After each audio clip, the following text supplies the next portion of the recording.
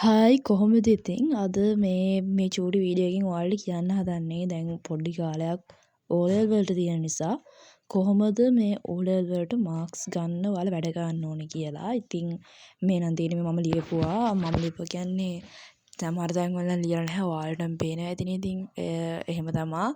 ඒ වුණාට ඔයාලට පුළුවන් හොඳ මාක් එකකට යන්න. ඉතින් මේ සමහර පිට ඇත්තටම මගේ ඇරිච්ච හිතලා අතෑරපුවා නෙමෙයි. මෙන්න මේ වගේ ලියලා තියපුවා තියෙනවා. ඉතින් මේ වගේ ඉතින් මේ ඔයාලට කියන්න දෙන තව දෙයක් තමයි වගු ගහ ගන්න. හරිද? වගු ගැහුවම තව ටිකක් ලේසි ඔයාලට පාඩම් කරන්න. එතකොට මේ තියෙන මං ගාව තියෙන ෂෝට් නෝට් දෙක එකක තියෙනවා 10 11 ඔක්කොම සිංහල ව්‍යාකරණ ටික. අනිත් එකේ තියෙන 11 වසරේ අර දම් පාට නෙමෙයි කොළ පාට අච්චු පොතේ ඒකේ තියෙන ඔක්කොම ටික තමයි මේකේ තියෙන්නේ. මේ දෙක වැඩි කටපාඩම් කරන්න යන එක හරි සරලව තියෙන ඔක්කොම දේවල්.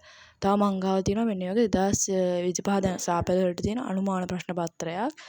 මේකට ප්‍රොමෝට් කරනවා නේ මේ මං ගාව ඇත්තට තියෙන එක. ඉතින් මම ඒක තමයි යූස් කරන්නේ මේ පාඩම් කරන්න.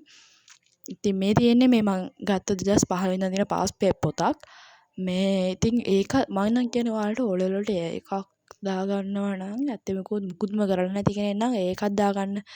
අඩුව B එකක් දාගන්න හරි ඔයාලා පාස් පේපර්ස් ටිකම කරන්න ලියලා ඒවම කටපාඩම් කරගන්න. එතකොට සාමාන්‍යයෙන් හොඳ රිසල්ට් එකකට යන්න පුළුවන්. මේ තියෙන්නේ අර තියෙනවා මොනවද සාහිත්‍යවල සියලුම උදාහරණ තියෙන PDF. ඉතින් ඒ PDF එකක මේ print එක කරන් තමයි තියෙන්නේ. එහෙම තමයි. ඉතින් මේ තියෙන මම ලියපුවා. සාමාන්‍යයෙන් මම පිටුනාස්ති ගන්න එච්චර කැමති නෑ. ඒ හින්දා ඉතින් මම මෙහෙම තමයි ලියන්නේ. මේ පිටු අතාරින්නේ නැතුව බලලා හරියට ලියනවා. ඉතින් thank you මේක බලුවට.